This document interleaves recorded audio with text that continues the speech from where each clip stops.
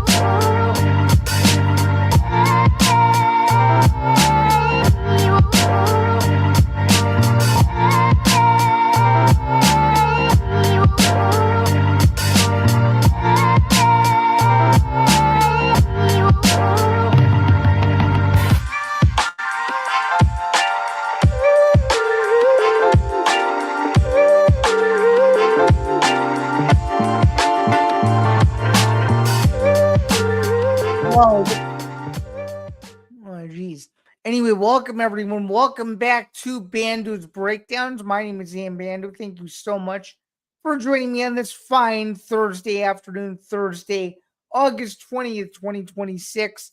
Shout out to the 74 people who are already in the stream at the moment. A few quick reminders before we get started with yet another episode of Bando's Breakdowns. Once again, this is episode 103.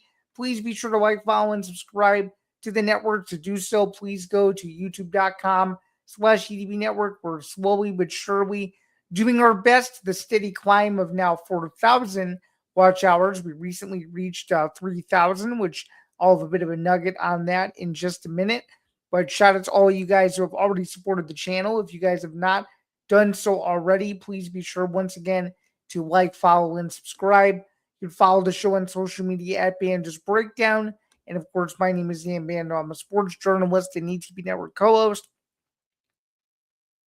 If you've never seen me before, I do several different podcasts on this network. This is the main one I do every single week. That is Bando's Breakdown. That's my main show that I take the most pride in on the network. But as well, I'm also a co-host on ETB Sports, soon to be a co-host alongside James Myers on Forever Power 5, which returns next week. More on that in a little bit here regarding that show. I'm also a frequent guest on the ETB Lounge and a bunch of other different shows across the ETB network. So if you like what you see, if you like what you hear, if you like me, more specifically, be sure to tune in to Bando's Breakdowns every Thursday, Zanzinger Part 2 every Sunday, eventually Bando's Blitz, which will return next week, with it being the official start to college football with week 0. Excited to restart that venture again for yet another season. We even still have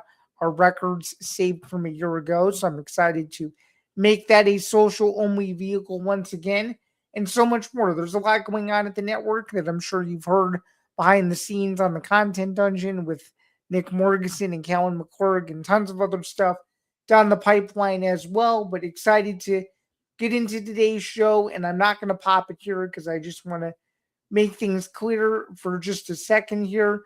For those of you wondering about the audio-only versions of shows, I normally pop the banner that says listen to Bando's Breakdowns wherever you get your podcast. For the time being, the audio-only version of all the shows are being discontinued until we can hit 4,000 watch hours. I don't think we've publicly said this yet, but I'm going to publicly say it because I know people have continued to look for my RSS feed. It has not been updated in quite some time. We're really trying to drive the YouTube vertical right now, so hopefully in due time, the catalog will be updated. It just will not be immediately.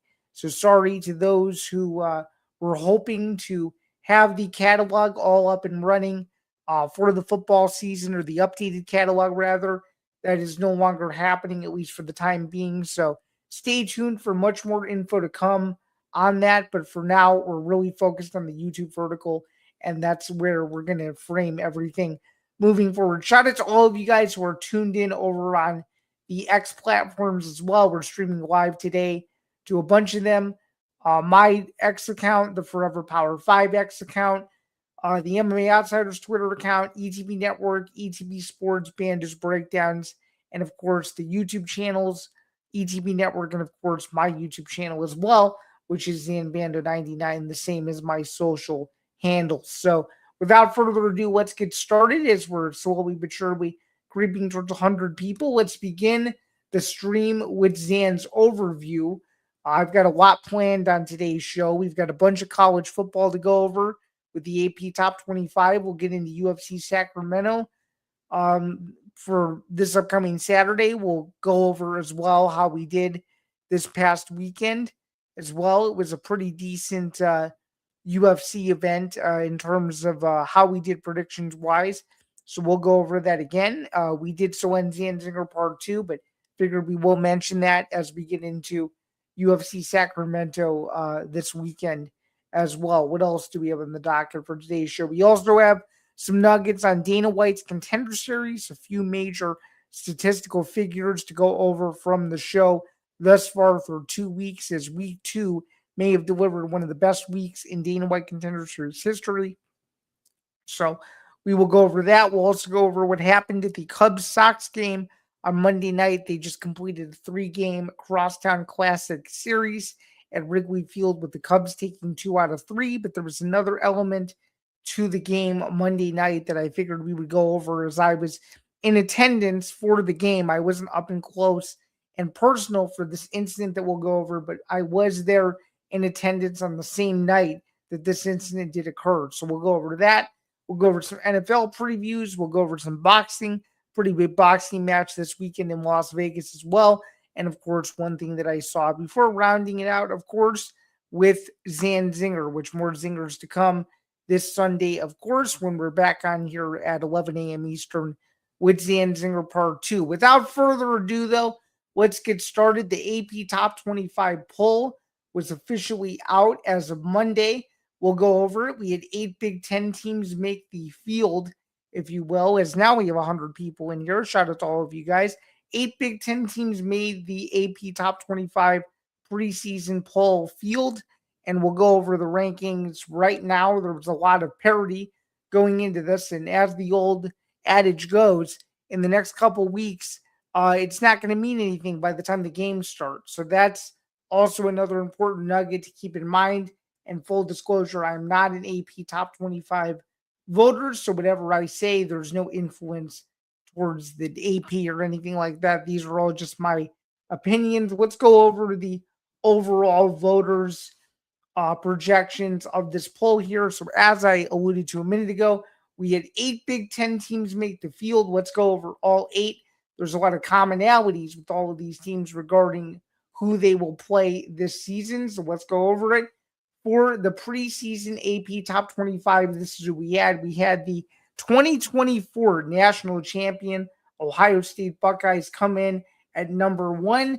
And obviously, Ohio State has very much a credible CFP chance going into this season under Coach Ryan Day.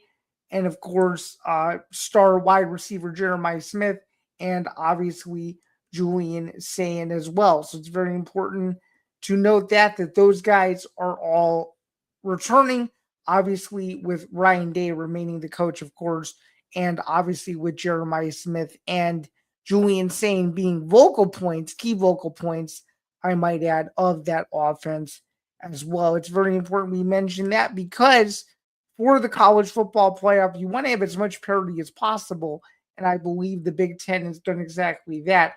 Indiana is at number 6. Obviously, they're the defending national champions. I'm pretty sure what this means from a voter standpoint is that they believe that maybe, just maybe, the Hoosiers won't be able to replicate their undefeated success from a year ago.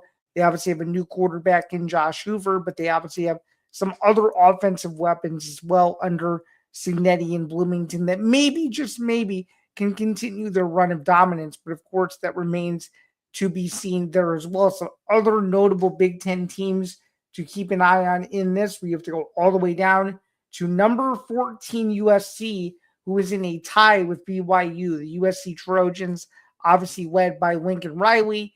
It returns Jaden Mayava. It has one of the tougher schedules in the country. Of course, the game to earmark there is obviously going to be the Halloween clash between Ohio State and, of course, USC in Southern California. That is critically important for both of those teams. Playoff hopes is that could be a playoff eliminator type of game if we have ever seen one. Moving further down the list, we have the Michigan Wolverines, who are under new direction under Coach Kyle Whittingham. Obviously, Bryce Underwood does return to quarterback. They do have a pretty good running back room as well, but is that schedule too tough for the Wolverines' own good to try to make a playoff push? That remains to be seen as well. I don't think they can make the college football playoff this year with the schedule that they do have, but they could be, of course, an outside sleeper team. Maybe if it beats Oklahoma in their revenge game in the second game of the season, I'm pretty sure in Ann Arbor, that could be potentially a measuring stick type of win to where you say, okay, maybe Michigan is back in the national conversation to where we might need to start talking about them as a national title contender. And of course, some other major surprises from the Big Ten. Washington does get into the field here. Damon Williams does return a quarterback. That is always a good sign for the Huskies, even though they did falter down the stretch in some pretty big games. Although its signature win this past year was against Illinois, which knocked Illinois out of CFP contention. And then finally, rounding out the Big Ten portion of this, Penn State makes the field despite an underachieving year last year where the CFP was not in the cards. Terry Smith was the interim coach following James Franklin's firing, of course. And obviously, looking ahead, they decided to bring in Matt Campbell. It's basically the Penn State Cyclones, if you will. That's the running joke because Matt Campbell brought much of his former Iowa State team to State College, whoever else was eligible, including Rocco Becht, who I think is going to be one of the better passers in the nation. Penn State does have a very, very, very manageable schedule. And in fact, it's worth even going over this Penn State schedule because a lot of people believe that out of all the Big Ten sleepers this season, that Penn State could easily be one of them, given the schedule that the Nittany Lions have.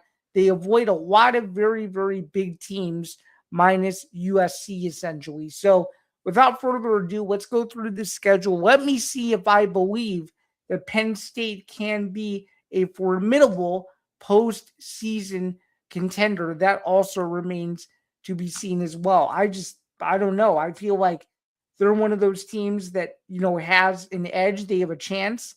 In my opinion, the question is going to be whether or not they can do it and satisfy the doubters, if you will, in trying to make the college football playoff with the schedule they do have.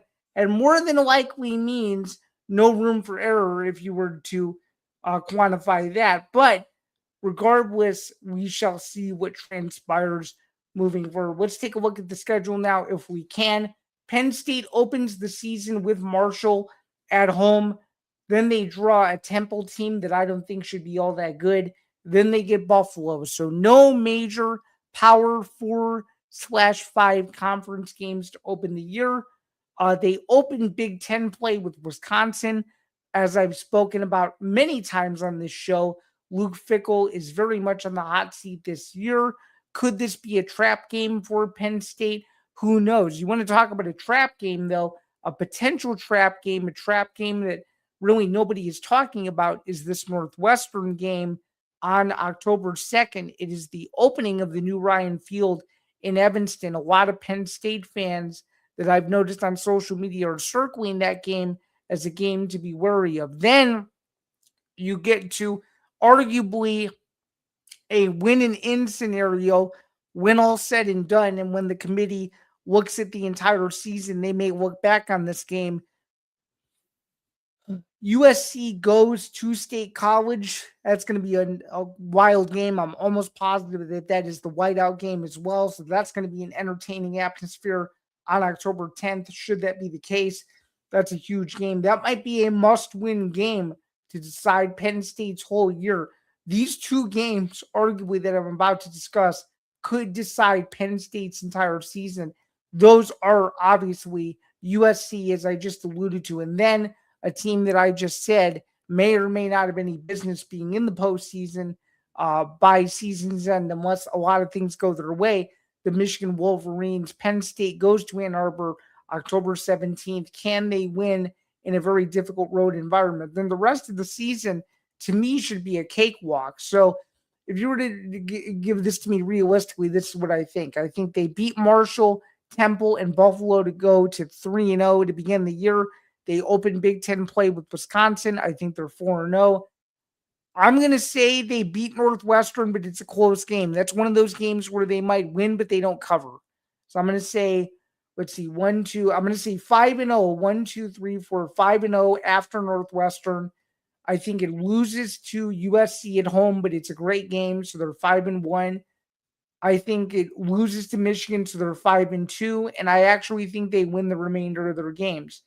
Is it enough to go to the CFP with those two losses? And I'm going to say no. I don't think Washington, who they play November 7th at Washington, is, to me, a quality enough win to justify Penn State getting in at 10-2. I think it needs to go 11-1 with one of these signature wins being USC and or Michigan.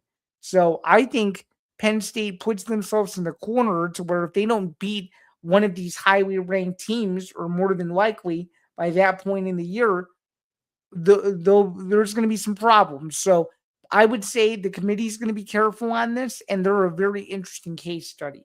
Let's say that. Some SEC observations. Alabama, no longer in the top 10 for the first time since 2008. They come into the year ranked at number 13. Could Kalen DeBoer turn things around in Tuscaloosa? Once again, that remains to be seen. Obviously, they made the playoff last year, won a game, but didn't do so well against Indiana in their second game in the Rose Bowl. Can Alabama get back to a place of elite dominance? That remains to be seen. And then moving down the list here, we spoke about Washington. We spoke about Penn State. This Michigan team, I think, is a fringe 10-2 or 9-3 team. That'll be interesting to see how Michigan fares as well. They have a bit more of a difficult schedule, given that they have Oklahoma and they also have Ohio State at the end of the season. A few must-circle games for the Wolverines there in Kyle Whittingham's first season. I think anything above 8 wins this year is a success, given where Michigan was a year ago and given all the Sharon Moore fallout. So I think they're an interesting team as well. Some other teams that stood out to me, I don't think Tennessee should be ranked at 20, and Iowa, underrated as can be, at number 22. They have a very good defense. The question is going to be is who is their quarterback? We still don't quite know at the time that we're doing this live stream who Iowa's quarterback will be. They have under a month to decide. Kirk Ferentz did admit at Media Day in recent weeks that it could go until the beginning of the season to see who Iowa's quarterback is. But again, it all remains to be seen. That is my outlook on the AP top 25 poll. We'll go over these top 25 polls every single week as the season, of course, gets underway in due time. So without further ado, let's move over to some UFC now. UFC Sacramento this Saturday night, second to last event in the month of August for the promotion. Huge, huge event. Obviously, it's the UFC's return to Sacramento. It's headlined by a massive middleweight fight, a middleweight contenders fight, if I've ever seen one as well. It's a 5 p.m. Eastern start for the prelims on Paramount Plus. We have a huge, huge fight in the middleweight division. Anthony Hernandez, number 5, according to Tapology, at 15-3 versus Gregory Rodriguez as well. Very important that we note all of this, given that the card is a non-pay-per-view event, but it is very much one of those high-octane main event fights to where you don't know what's going to happen until it happens. And Obviously, Hernandez and Rodriguez are two of those guys that certainly do a lot of good things and have done a lot of good things in the division as well. So it remains to be seen what either guy does. Let's go over the fight itself if we can. It is a huge, huge, huge middleweight contenders fight as well. And when you look at the division as a whole, there needs to be a bit of clarity given that, you know, given that middleweight is a little bit strange. In its current iteration. Obviously, we just said Sean Strickland beat Hamza Chimaev to win the UFC middleweight title. Of course, we obviously don't know what's going to happen with Strickland if he is still 100% and whether or not Hamza Chimaev will get his rematch.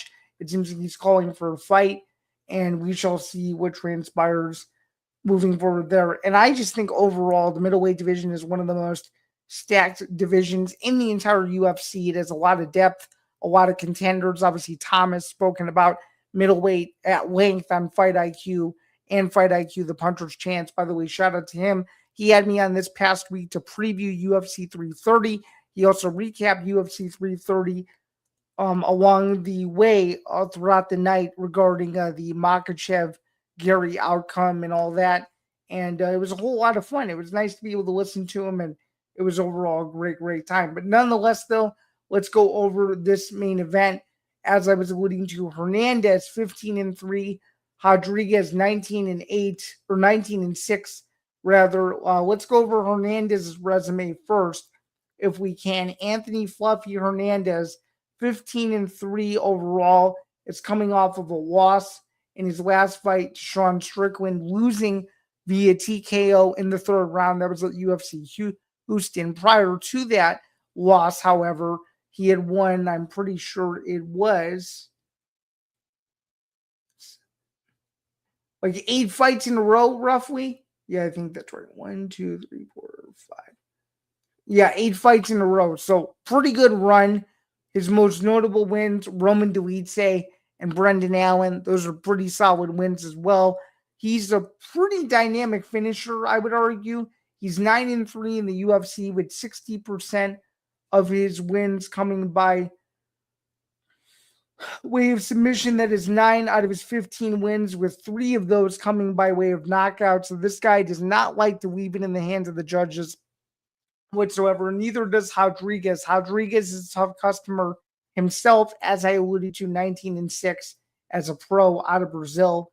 Huge, huge name. 10-3 in the UFC. Has won his last 3 in a row. Roman Kopylov and Jack Hermanson are 2 of the most notable wins there, defeating Kopylov by decision and, of course, knocking out Hermanson back at UFC 317 last June. So this guy has a lot of power. It should be a good fight, but I just think Hernandez is a little bit crisper. He knows he needs to win this fight. He can't lose 2 in a row in a division this stacked, and this needs to be an all systems go type of fight. He can't let Rodriguez get off first. If Rodriguez does get off first, it could be a really long night for Hernandez. And truly, I just think this is one of those fights where whoever wins is going to be in a logjam for a potential middleweight title shot at the end of the year or early next year as well. So I'm excited to see how these 2 guys fare, and it should be a great fight. Overall, though, the card is pretty hardcore heavy, if you will. It's not the card for the casual fan by any means. It's a 13-fight card, 5 p.m. Eastern start. Other notable fights. Oh, I never even gave my pick. I like Hernandez to win this fight conservatively by decision. I just think Hernandez is going to be, again, a little bit sharper, a little bit crisper, is going to get Rodriguez on the inside, is going to make him miss, is going to try to use his dirty boxing, maybe use his wrestling just a little bit. It's going to be one of those fights where, it's going to be an all-action fight until the final bell, and I think the judges will be needed, but I think it will be a close fight. 48-47 will be my final scorecard. Once again, I just think Hernandez knows that he's due for a win. Rodriguez is a tough guy as well, but I think Rodriguez is going to have to take him out in order to win this fight. Some other notable fights on the card, though: Sergey Spivak, Vitor Petrino, Ranier de Ritter, Roman Dolidze, Markel Medeiros, Mason Jones. That'll be a good fight. That's a good hardcore fight as well. Anthony Wynn gets his shot after winning on the Contender Series. Good for him. He was a week 1 winner on DWCS. And again, that actually is a perfect segue into DWCS, as we are now 2 weeks into the season as a whole. This so far has been a great Dana White Contender Series season, and it's been one of those seasons where if you missed the first 2 episodes, you need to go back and watch them, because these have been fun episodes. 10 contracts have been handed out, including Anthony Wentz as well. Wentz is making, again, his UFC debut this Saturday. And this past week, week 2, was one of the better weeks in Dana White Contender Series history. Dana White signed 6 prospects to the UFC. 4 of those fights ended in a finish, while the first fight of the night ended in a very, very, very exciting decision as well. Let's go over who has earned contracts to this point. We obviously went over Anthony Wentz. He is one of obviously 10 fighters to earn a deal, so congratulations to him as well. Let's go over who has earned a contract thus far. So as I said, on week 1, it was Anthony Wentz, Bilal Hassan, Tom Pagliarulo, and Joseph Cropshot. And the only unsigned guy that Dana White was not interested in was Abe El-Segur, even though, who knows, depending on how the season plays out, maybe he brings Abe El-Segur back, although I don't think his fight was all that impressive. So those were the first 4 guys to get deals. And then week 2 is when it got a little crazy. We had Roman Puga, who won over Tanner Tremblay, which was the decision win for him. That was a crazy fight. And then Alec Lorenz gets a huge, huge knockout win. Christian Perez gets a big win. He'll more than likely fight on Noche UFC. Let's see. Trent Miller got a huge win as well. Kayak Brito got a huge upset over Nemo Fossil, which, if you know who Fossil is, he was on that MVP MMA card. So the UFC gave him a chance on DWCS, and he did not deliver. So we'll see what happens with him as well, meaning with Nayamo, if he's done regarding UFC chances or not. It remains to be seen. But nonetheless, though, it's been a great, great season. I'm 6-4 through the first 2 weeks, going 2-3 this past week, and 4-1 the week prior. So it's been a good season. Tuesday nights, 7 p.m. Eastern, Paramount Plus. Don't miss it. As Dana White says, it's the best show on TV. He is not wrong whatsoever. It's one of my favorite shows on the planet as well. And it's one of those shows that I just have always enjoyed. I've always enjoyed for as long as possible. And there you go. Speaking of stuff I enjoyed Wrigley Field. I enjoyed Wrigley Field this past Monday, or on Monday this week, rather, not this past Monday, earlier this week on Monday, rather. The Cubs played the White Sox. I was there in attendance. Again, as I've disclosed on this show before, I'm a partial season ticket holder to the Cubs. It's a phenomenal time. I always have a great experience. I always get to go with my friends. It's absolutely awesome. There was a crazy brawl, though, in the bleachers. Cubs fans getting after it with Sox fans. My quick analysis on this is, is it childlike behavior? Yes. But is it what makes the rivalry enticing and interesting and viral and kind of fun in a sense? Yeah. But was it Bush League behavior? I would say so. Not to go into specifics, but I did see some Bush League behavior myself, even in my section. I'm not going to say who, but Cubs security guards were clearly challenged by some select Sox fans, and that rubbed me the wrong way. I guess I could go into the reasons why. So when you sit in an accessible section at Wrigley Field, you're supposed to stay with the person you're with, and anybody that tries to come near you that isn't part of your party gets shooed away. It's very important to the Cubs. They take great pride in that.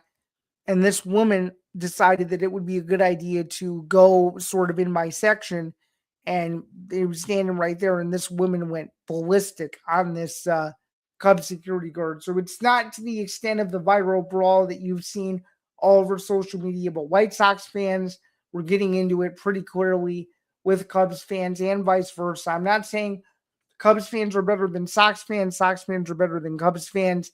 In this regard, we all have a lot of learning to do, and it is a big learning lesson of just better sportsmanship. But still, something like this did happen. It was interesting. It was viral. It was unique. And I still can't believe I was slightly a part of it. But nonetheless, though, excited to go to more games. I have another game coming up probably in the next week or so. Who knows? But I do have a couple in September as well. So I will be back at Wrigley soon enough. I was also on the Jumbotron for this game. I wish I could show you a picture of it. Unfortunately, though, I was too quick on it and I never got a chance to get that over and post it across socials. So, nonetheless, that's my small little baseball topic for this week. Moving over to the NFL now, briefly, AFC North and AFC West previews. We'll begin with the AFC North. We obviously have the Steelers, the Ravens, the Bengals, and the Browns. Let's go over how some of the analysts think the division standings will play out for everyone in the NFL. We've done a bunch of previews. We only have a few more previews to go. This week, obviously, the AFC North will be focusing on first as well. Let's start with the AFC North if we can. Bleacher Report is the Ravens going 12-5, while the Bengals come in at 11-6. I'm not sure if I agree with either of these. It's all going to depend on the health of both Lamar Jackson and Joe Burrow, as well as other particulars as well. The Steelers at 9-8. Could they miss the playoffs at 9-8? Yes. And the Browns in dead last place at 3-14. The only thing I agree with regarding Bleacher Report is the fact that I do think you may get 2 double-digit win teams. I just don't know if it's the right double-digit win teams. I actually think the Steelers may have the best chance to win the division because arguably they have the best quarterback in terms of name value, but in terms of statistics, rather, it may not be the case given that we are being sold an older version of Aaron Rodgers, rather. Again, it all remains to be seen what happens in Pittsburgh this season. I actually like Pittsburgh to win the division. My order is Pittsburgh, Baltimore, Cincinnati, and Cleveland. So that is where I would differ with Bleacher Report. Then moving over to the AFC West, if Patrick Mahomes is fully healthy, the Chiefs have a chance to win the division. But as I alluded to with Nick Morganson on the newest episode of ETB Sports, which if you haven't watched it yet, pretty big episode. We went about an hour and 40 minutes for that. It was a fun time. I agree, and I will stick to my original prediction. Denver wins the AFC West, followed by the Chiefs, then the Chargers, then the Raiders. I do think you get 2 teams out of the AFC West. Give me Denver, and then give me Kansas City as one of the wild card teams there as well. And then finally, moving over into boxing, Teofimo Lopez versus Rolly Romero in Las Vegas. Huge fight. These guys are 2 all-action fighters. A lot of just parity between both of them. Share a lot of interesting common opponents as well. I think this is Teofimo Lopez's fight to lose. I think he wins a very entertaining decision. Could he get a 10th or 11th round knockout? Yes, but I do think the conservative approach plays a factor here. Give me Lopez to win a decision and walk out of Las Vegas victorious. This is one of the more stacked boxing months of the year. We're not going to talk about it, but Amanda Serrano is going to be competing on TikTok Live on Friday night. This is obviously the main event for Saturday in the boxing world. Should be interesting to see what happens. To give you the particulars on Lopez versus Romero, if we can, just in regards to how many fights there are and who else is on the card, let's do that for all you boxing fans out there. It's a pretty big card. T-Mobile Arena, as I said, it's on DAZN and or pay-per-view, however you want to quantify that. WBA World Welterweight title, Romero 17-2, Lopez 22-2. Again, my prediction is Lopez for the interim WBA Super Bantamweight title. Santillan versus Russell. We've got Carlos Ureta and Israel Mercado. We've got Hernandez versus Verrin. We've got Marco Romero and Khalil Mitchell. Aldo Bianchis and Ricky Momine. Benjamin Johnson, Jose Rodriguez, Joseph Brown, Alton Wiggins, and opening the show, Jordan Roach against Shahil Perez. So this is a hardcore fans boxing card, but of course, the main event is what people are here to see. You can buy the fight on pay-per-view, or with your DAZN Ultimate subscription, you should be able to watch the entire event. So shout out to DAZN for putting the fight on, as always. Very much appreciated. It makes the viewing experience that much easier. All right, one thing that I saw, Patrick Kane throws out the first pitch at Wrigley Field. This was a phenomenal scene for Patrick Kane to be back in Chicago. Obviously, first time in several years, will be playing for the Blackhawks this season. This just gets the morale of Chicago sports up a little bit more. Obviously, the Blackhawks may not be very good, but getting Patrick Kane back in Chicago, as I've alluded to in several episodes of this, gets butts back in seats once again. And who knows, maybe this serves as the springboard for the Chicago sports resurgence. We're already seeing it with the Bears. We're sort of seeing it with the Cubs and White Sox as well. Can we see it for the Blackhawks? That remains to be seen. I'm just excited to see Kane play in a Hawks uniform. It's been a long time. It's been since I was 12, 13, and 14 was the last time he was here. So it's nice to see that he's back in a Blackhawks uniform playing with Connor Bedard. It's almost like this honeymoon or fairy tale type ending, if you will, because he is getting later in his career. So we shall see. But to see the standing ovation he got was unbelievable. And speaking of making the Chicago fans happy, the PFL is returning with a card to Chicago October 16th. Wintrust Arena, pretty big card. Liz Carmouche, Jenna Bishop. This is in October. Let's go over what John Martin had to say in a press release yesterday as he announced the card on the Ariel Helwani show in a very wide-ranging interview. Let's go over what Martin had to say here. Chicago has become an important market for the PFL, and we're excited to return with another championship event for our fans. The inaugural PFL Women's Flyweight World Championship is another milestone for our organization and is a testament to the incredible talent competing across the roster. Liz Carmouche and Jenna Bishop have already proven they're among the very best in the world, and there's no better stage than Chicago to crown the first champion in this division. I'm very much looking forward to it.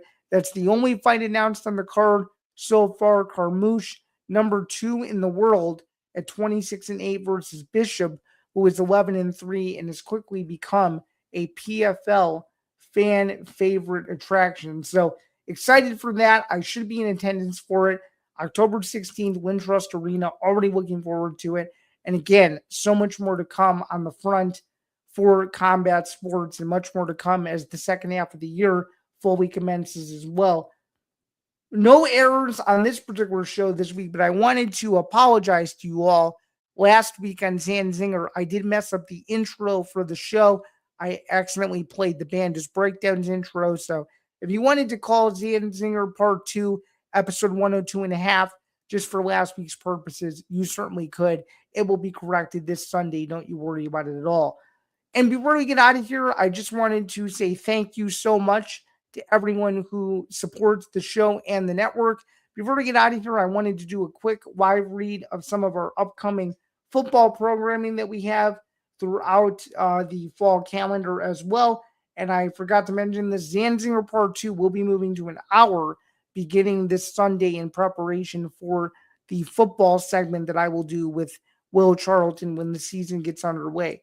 So without further ado, let's take care of some other business as well as we get closer and closer to the football season officially getting underway. So without further ado, let's do it. So for the football forecast, which is going to return for week number 1, looking at your weekend radar, there's a massive storm system brewing, and it's bringing a heavy downfall of sharp picks and cold hard spreads. Forget the boring old school pregame coverage. This is your granddaddy's regular NFL talk show. You need the ultimate weekend outlook before you lay down a single dollar, and that means tuning into the football forecast on the ETB network. Lead meteorologist and football insider Johnny Montalbano and the entire ETB football crew break down every matchup on the board from high-pressure defense to low-temperature upset alerts. They're delivering 100% chance of high-value picks against the spread. Don't get caught up in the rain on Sunday. Catch the football forecast every Friday during the NFL season at 7 Eastern, 4 p.m. Pacific. Right here, get your forecast, track the lines, and weather the storm all weekend long, premiering September 11th ahead of week number 1, only on the ETB Network. Again, subscribe today, youtube.com/ETB Network. Make sure to like, follow, and subscribe. Follow the show on social media. And of course, my name is Zain Bando. I'm a sports journalist and the ETV Network co-host. Check out my work several places, including Field Level Media, The Sporting News, and on Sports Illustrated. And follow along with my entire portfolio archive, which was updated as of 48 hours ago on authority.com. That is AUTHORY.com/Zain Bando. That is all my archives, all my articles, and every episode of this podcast as a YouTube link archive, all in one place for you all if you cannot get enough of yours truly. But nonetheless, my name is Zain Bando. Thank you so much for joining me. This has been episode 103. Shout out to the 210 people who tuned in for about the last 45 or so minutes. I really appreciate you guys. We will be back on Sunday for Zanzinger Part 2, beginning at 11 a.m. Eastern, of course, as we do every single Sunday. So without further ado, my name is Zain Bando. Have a good rest of your day. Enjoy the remainder of the ETV Network programming coming up over the next several days. And we will see you guys this weekend. Have a good one, everyone, and cheers. Thank you.